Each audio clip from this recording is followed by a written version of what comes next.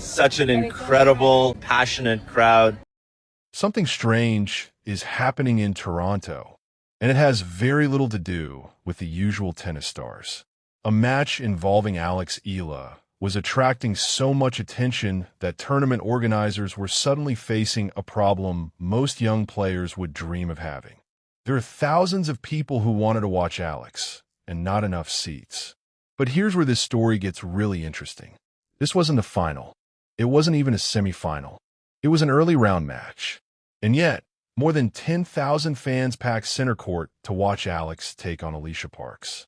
Then came her next match. Tickets started disappearing again.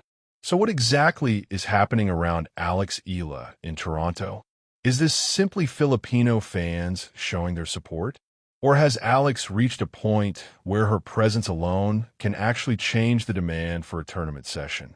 Because there is one important detail behind all of this that shows just how quickly Alex's status is changing. And once you understand it, you'll realize this story isn't really about a crowd. It's about a player becoming an attraction.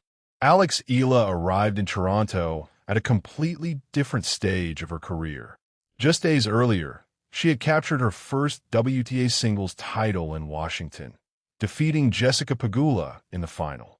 That victory was already historic, but also created something else, momentum.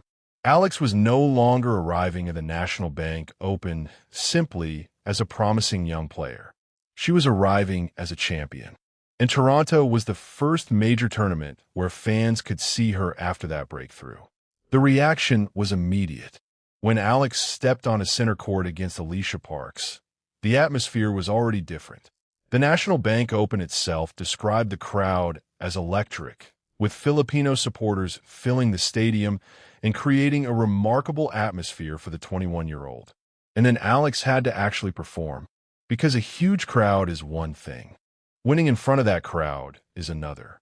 Alex started aggressively against Parks. She broke the American's serve twice in the opening set and raced to a 6-1 lead. But Parks wasn't going to disappear. The second set became much more competitive, and Alex's level dipped at exactly the wrong moment. Parks broke her in the 10th game and forced the match into a deciding set. Now, the pressure was completely different. The crowd wanted Alex to win. The opponent had momentum, and one bad stretch could have turned the entire night around. But Alex reset. She broke immediately in the third set and established control again. Parks managed to level at 2-2. That was the last time the match was truly close. Alex won the final 4 games, broke twice more, and closed out the match 6-1, 4-6, 6-2.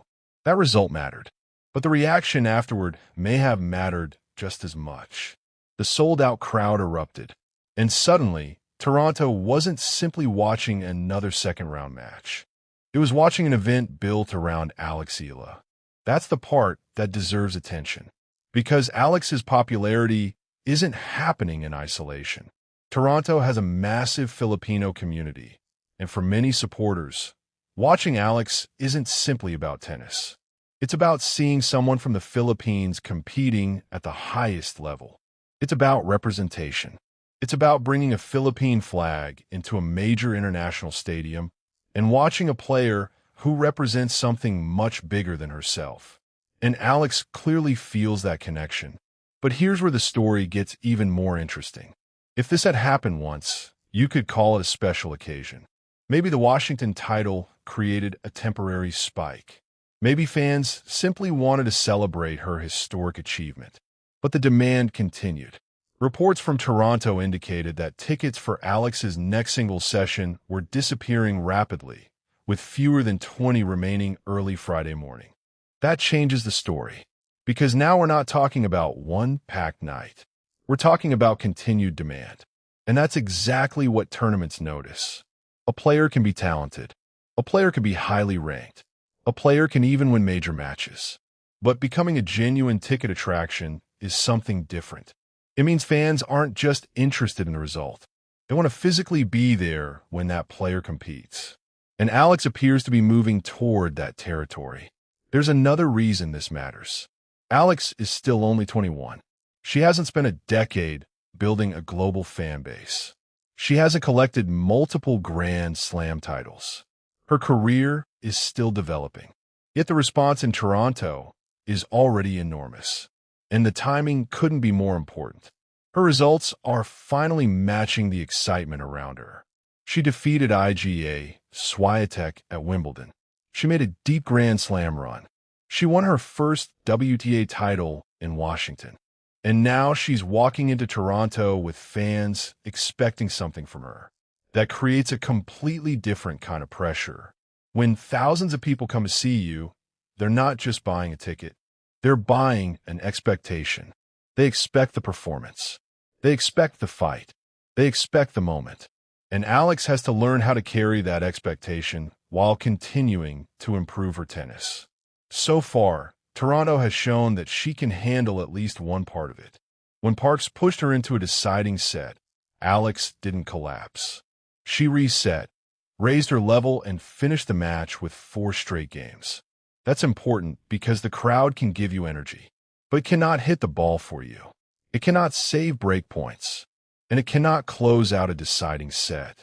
Alex still has to do all of that herself, and that may be the biggest takeaway from Toronto.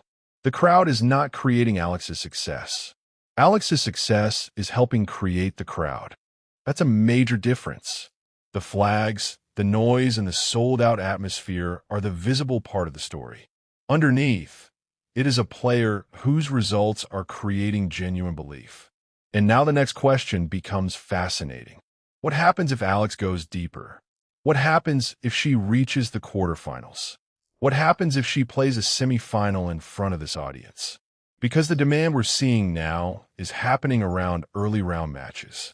A deeper run could take everything to another level. And that's why Toronto may eventually be remembered as more than another tournament stop for Alex Eala. It could be one of the moments when the tennis world started realizing that Alex isn't only becoming a better player. She's becoming a draw. She's becoming someone fans actively search for, someone they plan around, someone they spend money to watch, and someone tournaments have to think about when they consider the size and atmosphere of a session. That is a very different stage of a tennis career. The biggest question now isn't whether Toronto loves Alex Eala. The crowd has already answered that. The bigger question is how far this can go. Because if an early round match can create this kind of demand, imagine what happens when Alex Eala starts regularly playing on the biggest stages, against the biggest names, with something truly significant on the line. The tickets may be getting harder to find. The crowds may be getting louder. But Alex's real challenge is just beginning. She now has to prove that the attention surrounding her can grow at the same speed as her tennis. And if she can do that, Toronto may not be the story of Alex Eala's popularity. It may be the beginning of Alex Eala's next level. If you want to follow that next chapter, subscribe to Tennis Hive, because the Alex Eala story is far from over.